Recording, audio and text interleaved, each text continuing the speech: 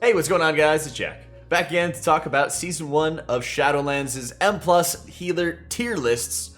What's going to be the top healer at the beginning of the expansion, what healers you really want to be looking at playing if you're trying to push as high of M+ as possible, going over how they deal with the affixes, new and old, and pretty much talking about what I think the season's going to hold for everybody. Alright? Important to note, Season 1 is going to be featuring the Prideful affix. It's going to be spawning a large individual mob that you got to be burning down. That Pride Man is going to be continuously ramping in damage, up to 30 stacks of just huge pulsing damage out onto everybody. And of course, you'll have to dodge this 4-directional blast that's going to burst out of one of the players periodically, and making sure that you can cover that. A lot of times, you want to be able to stack as much as possible, but sometimes it can be quite a pain because everybody's running over each other, hitting each other with the blast, and generally causing a lot of problems. So it's very heavily going to favor high throughput healers and consistent healers that are able to play fairly mana efficiently, so that way they can really stretch their resources, because once you kill all those mobs, the Prideful mob spawns a couple seconds later, so you really don't have a ton of time to drink, and you have to really plan for it in advance. So, starting it off on our list, no surprise on this one, it's gonna be Rested Druid. Of course, everybody knew. They've got fantastic passive healing and damage, and what I mean by that is it doesn't take a lot of active healing to be able to put together a decent amount of damage, an average amount of healing, or something along those lines. Obviously, when you're trying to ramp up and trying to build up for a huge amount of damage, like high stacks of Prideful, yeah, you're going to spend every global dealing damage on that one. The fact that Sunfire is just able to carry a lot of cases, and whenever you have to be pushing tons of healing is just such a huge advantage. The utility that they're able to bring to the table with regards to Soothe, with regards to Cyclone being added into the mix, you have your roots, you have your knockbacks, you have your snares, you pretty much have all kinds of different support tools, which is extremely helpful for a wide variety of tanks that you might end up playing with throughout Season 1. So you always are having other resources to help make sure that your tank's able to kite, and kite consistently. When it comes to dispels, our Druid is an absolute master at them. There's only maybe 1 or 2 dungeons where diseases are very prevalent and can cause issues, but there's a lot of dungeons where curses and poisons are very, very prevalent as well. So they're able to do an excellent job of healing Prideful. While they would like to have everybody stacked as well, they can also do a pretty decent job of healing while people are more spread out or running around, something like that. There is going to be scarcity with the battle res, even though they just announced there will be an engineering battle res. Having one that's going to be casted a lot more rapidly and will resurrect the target at 100% HP is still going to be superior, rather than having a lengthy cast time to be able to res somebody and having to stand over their body, if it's going to work just like it did in BFA. Second place, it's gonna be Mistweaver, and this is gonna be a little bit of an odd take, I know, because Mistweaver has had a ridiculous amount of bugs going on with the spec ever since alpha. But that being said, they do have some strong throughput that they're able to bring to the table.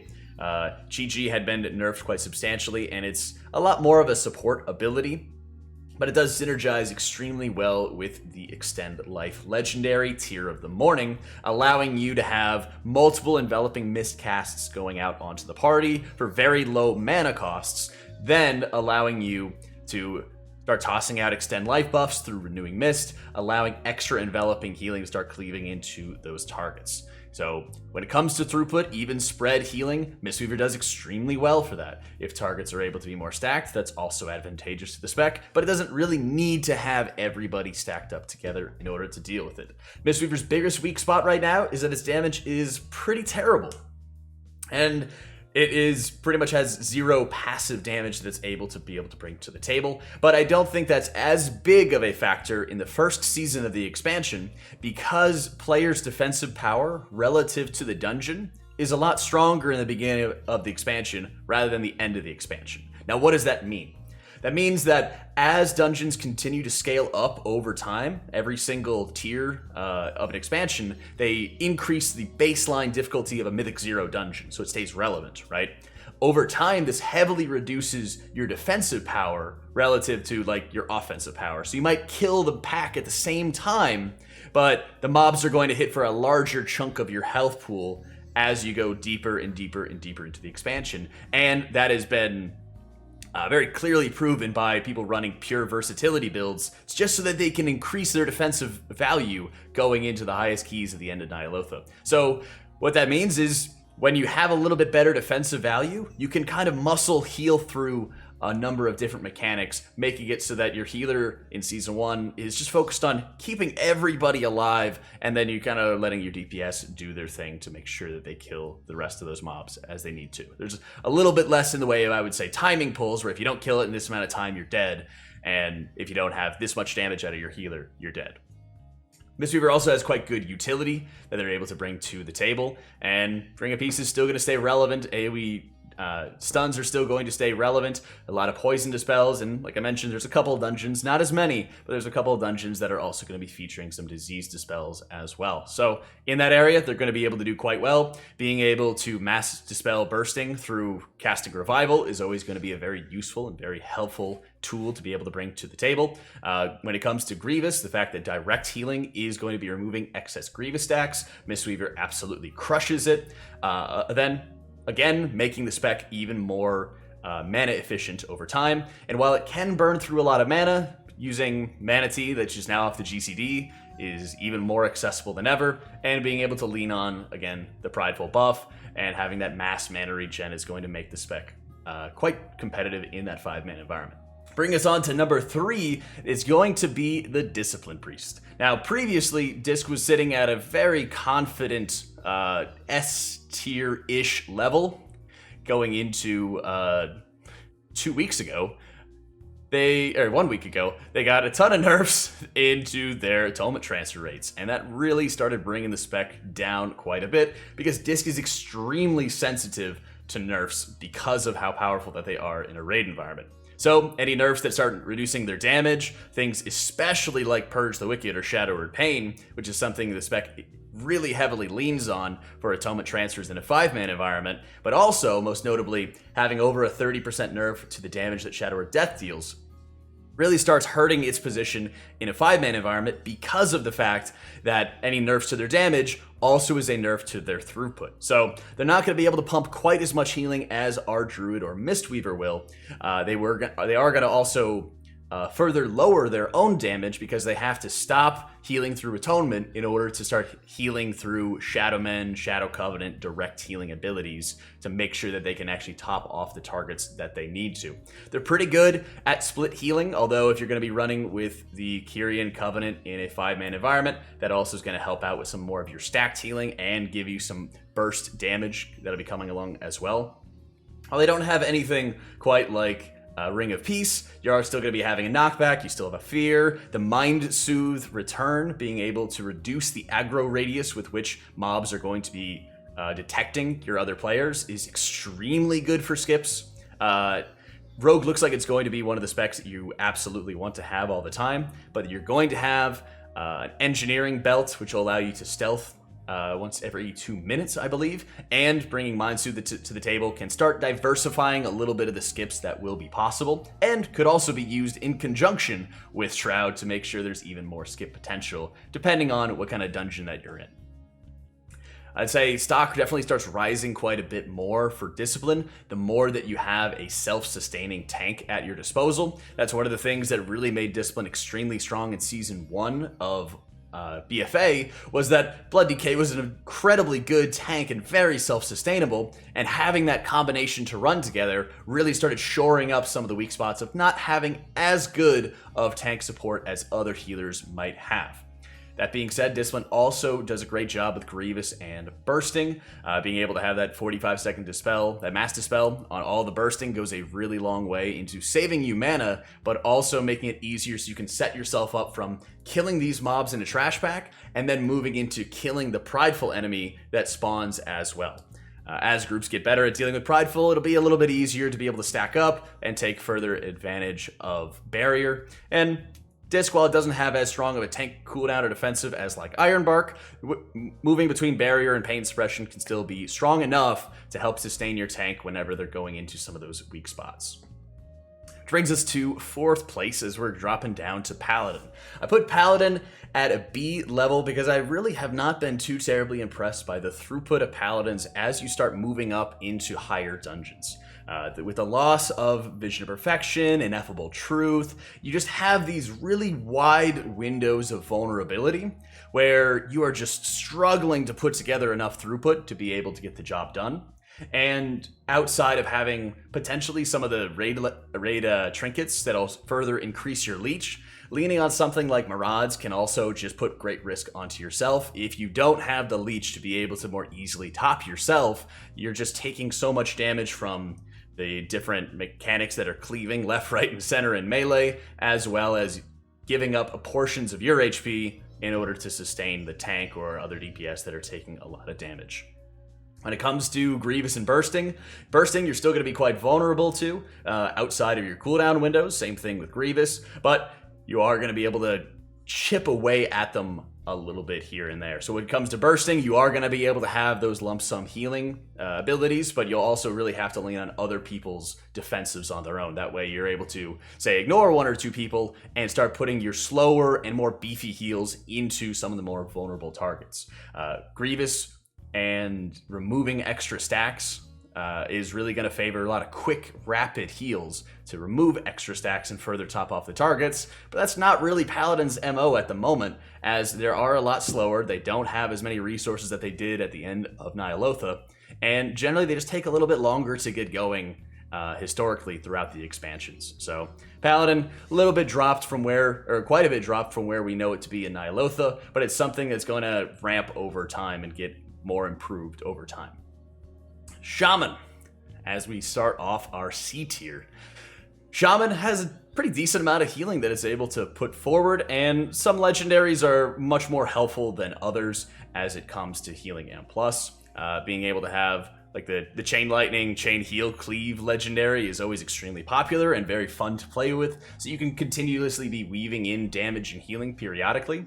But when it comes to pumping out much more damage, even like priority target damage, which is usually what Shaman's known for, you no longer have that igneous potential. You no longer can build yourself to be this single target machine, and having Chain Lightning capped at 3 targets is honestly a huge travesty for the spec when they could be doing a lot more and making much more of a difference as well when you're going through it. And there's been a lot of debate for the different covenants that Shaman's able to bring to the table, and having a lot of flexibility there can be very helpful to start shoring up some weak spots. If you're taking a lot of like split damage, or if you're taking a lot of damage, for example, from like bleeds, being able to like lean on the Kyrian Vial to remove some of these extra effects that you're not able to get rid of. Once again, being able to dispel curses has some good situational value, especially in a lot of the Venthyr dungeons. But when it comes to poisons, they're still really the king debuff, and not being able to dispel them can open up quite a bit of vulnerability for certain instances. And Disc and Holy Priest are also going to be struggling in that area as well. The more disciplined your group's going to be, the easier a Shaman's going to have with dealing with Prideful, but whenever you're going into pugs, that's always going to be a very big area of frustration, because if they're anything like pugs are in beta, people are just going off into Egypt, making it extremely difficult to deal with.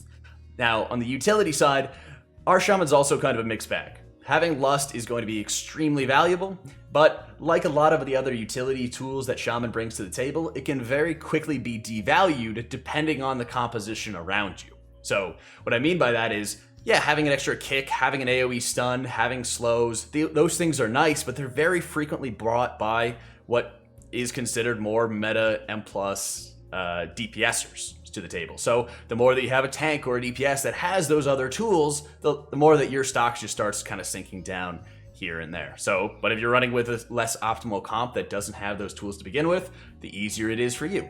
One of the things that's so strong about Druid is that it has tools that nobody else has, no other class has besides the Druid. Being able to lean on Ursul's Vortex or Typhoon, being able to lean on Soothe, which only, I believe, Rogues and Hunters are going to have as well.